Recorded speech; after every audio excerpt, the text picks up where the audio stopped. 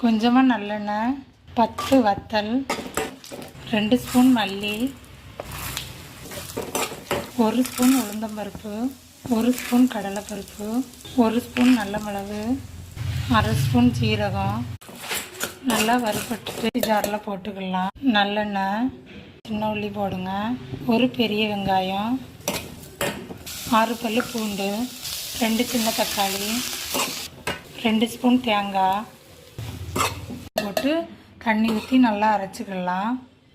தண்ணி ஊற்றிக்கிடுவோம், அரைச்சி வச்ச நல்லெண்ணெய், கடுகு, வெந்தயம், வத்தல், ஒரு பெரிய வெங்காயம், இந்த வத்தல் எண்ணெயிலே நல்லா வதங்கட்டு.